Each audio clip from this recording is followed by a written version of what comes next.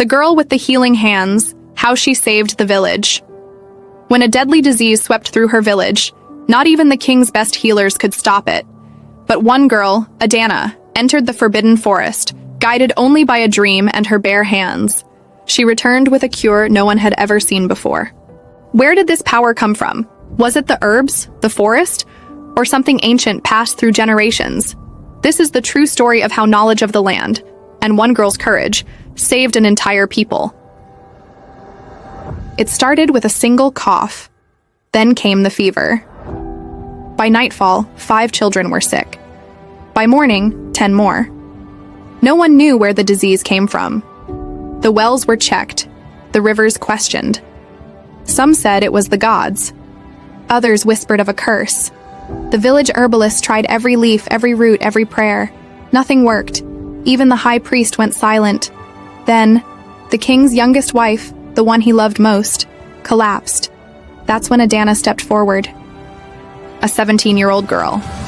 No formal training, no priesthood, no scrolls, just her hands, and a gift no one could explain. You see, from the time she could walk, Adana could create. If she saw it, she could make it.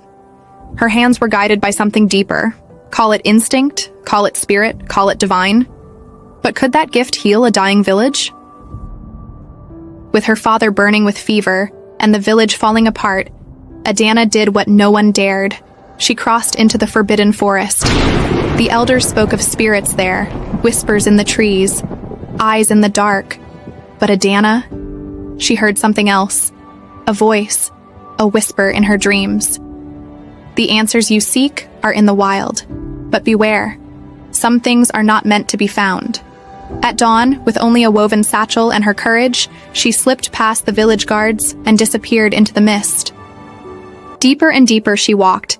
The air grew thick. The trees leaned in, then a glow, pulsing softly in the roots of an ancient tree, a plant unlike any she'd ever seen. As she reached for it, the ground trembled. A voice, not human, not animal, echoed through the forest.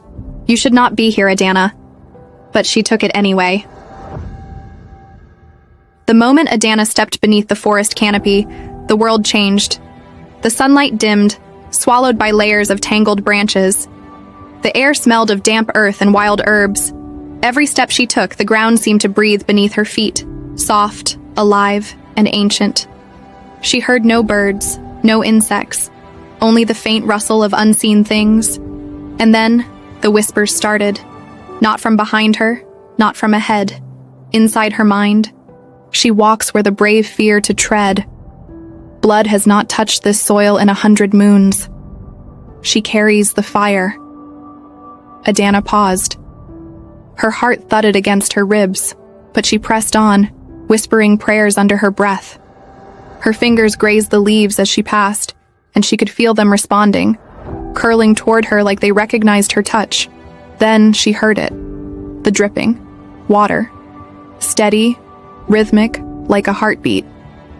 She followed it through the thick underbrush until the trees parted into a clearing.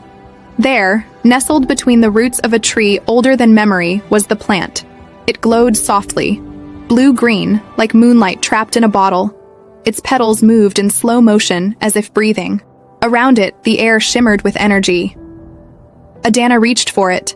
The earth beneath her shook. The wind screamed through the trees. And that voice, ancient, genderless, terrifying, spoke again. You should not be here, Adana. She froze. Why do you seek what should remain hidden? With trembling hands she answered, because my people are dying, and I will not let fear bury my father. Silence. Then the forest sighed. The wind settled. The ground stilled, and the plant released a single drop of glowing dew into her palm. She took it. She turned, and the path behind her, one that had been lost to mist and shadow, was suddenly clear. Adana returned just as the village roosters crowed. She looked nothing like the girl who had left at dawn. Her clothes were torn. Her skin was scratched. But her eyes held fire. The villagers stared as she walked by, clutching a bundle of herbs that seemed to hum with energy. She didn't speak. She didn't stop. She went straight to her father's bedside. His fever was worse. His breathing shallow. The herbalists had already whispered their goodbyes. Her mother wept silently in the corner, but Adana said nothing. She crushed the leaves. She added crushed bark. She poured the dew she'd carried from the forest, still glowing, into a bowl. As the mixture thickened, a scent filled the room. Not sweet, not bitter, something otherworldly. Everyone who passed by the window stopped in their tracks, and for 3 days, nothing. The village waited. Adana never left her father's side. She barely ate. She whispered to him, told him stories, massaged the mixture into his skin and placed drops under his tongue. And on the 4th morning, just as the village was preparing to mourn, her father sat up. His fever, gone. His voice, strong. The people gathered outside the hut couldn't believe their eyes. One by one, they dropped to their knees, and someone whispered what they were all thinking. She's not just a girl, she's the healer. Word travels fast in a village, but when a dead man walks again, it echoes across kingdoms. By dusk, whispers had reached the palace gates. By dawn, they reached the king himself. His youngest wife, the one he loved more than gold and gods, had fallen to the same mysterious illness. The finest herbalists had tried.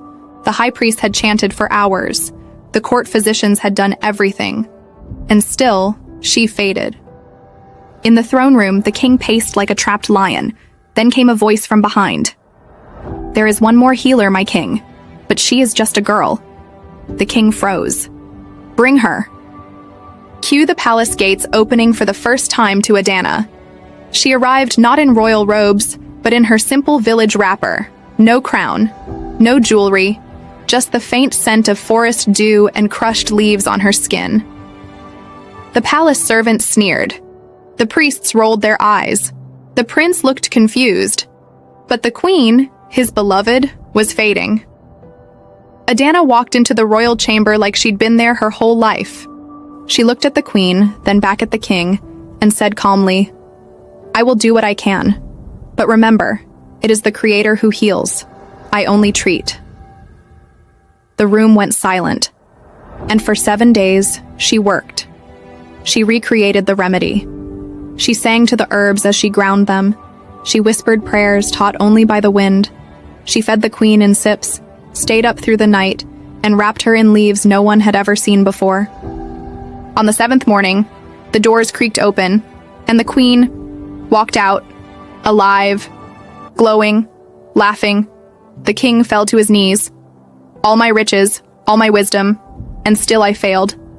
But you, Adana," he stood slowly, "you have saved my queen, my kingdom. Ask what you will. No reward is too great." In front of nobles, guards, priests, and an entire kingdom watching in awe, the king asked again, "What do you desire as a reward, Adana?" She looked up, not at the crown, not at the palace, not even at the prince, but at the people, the sick, the hungry, the forgotten, and then she bowed. "I ask for nothing, my king. It is not I who heals. It is the wisdom of the earth, the gift of the Creator. I only listen and obey." The entire court went silent. Even the wind paused to listen. The king, stunned by her humility, turned to his guards and said, "Then I shall give freely what she will not ask." He summoned her father from the crowd, weak in the knees, trembling in awe. "You raised a healer, a savior. Today I name you Chief Ozo, my personal advisor and guardian of the sacred lands." The crowd erupted in cheers, but the king was not done. He turned to Adana with a warmth only a father could offer. "You have shown more wisdom than all my council, more courage than my warriors. You are not just a healer, you are a queen in spirit."